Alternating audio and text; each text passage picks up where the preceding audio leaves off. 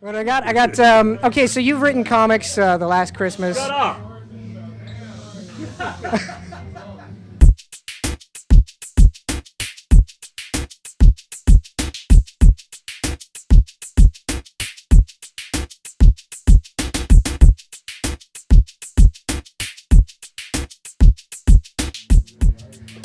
So we're here with Brian Posehn. He just rocked the house at Nerdgasm here. Fantastic show. How you feeling, Brian? Really good. Really good. Yeah, I'd say so. Yeah. After the show, there was quite a few people. Stinks. Yeah, yes, it does. Oh man. Stinks like. Yeah, it stinks like is something very specific. Yes. Yes. That you noticed during the show. Did that throw you off at all? It did. Yeah. Well, that never happens in comedy clubs. Yeah. It never fills up with pot smoke suddenly. That doesn't happen at your improv or your funny bone or your yuck yuck. That's the thing you guys have up here, right? Yeah. That's true. That doesn't happen at the yuck yuck. They frown on the. No, it doesn't happen. They're not yucking at all. They're not yucking at all. If you light up anything. Yeah, no. However, there's a couple of places like the Vapor Room, the Hot Box, and the Underground Comedy Club that all. Well, they seem like they'd be okay with that. Yeah. It's in their name, the Hot Box. Yeah. Okay, so you've written comics the last Christmas. Shut up! I'm kidding. But also shut up. You have another comic project on the way, science projects? Yeah, we're in the middle of that right now. When is that coming out?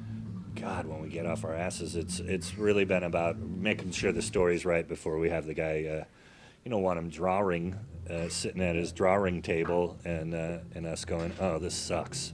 We have to redo it. So we're just trying to get it right before we've got its image, and it's gonna be the same kind of thing as Last Christmas, but it's our take on like the '60s Marvel heroes and that kind of thing. Awesome, that's cool. During the show, you did a lot of comedy about your son. Yes. And you also talked about how you used to do the bit where, if you ever talk about your kid, punch you in the face. How have you? My baby. Yeah. So. How did you sit down consciously and make sure that you were, writing in your same voice as you've always written when you wrote all those new bits about your child? Yeah, and I talked about it with other friends that have gone through it. Like, when we were young, like me and like the clique I came up with, we kind of hated guys that talked about their kids, but because they did it in such a generic way, that's the thing we had a problem with. And so, like, I've seen other friends go through this, guys I really respect like Greg Fitzsimmons, Greg Giraldo, and Louis C.K. have handled being a dad like in ways that nobody else has ever done before. And so it's possible to like still be yourself and talk about what you're going through. And so those were guys that I thought about when, stuff would happen to me. And like, how do I talk about this and not be a hack, I do what they did, but not do what they did, but you know what I mean. Yeah. Your own take on Yes. it. Yeah, now I love, some of your work like Metal by Numbers and, of course, More Metal Than You. Now, More Metal Than You, I just really love the theme of it.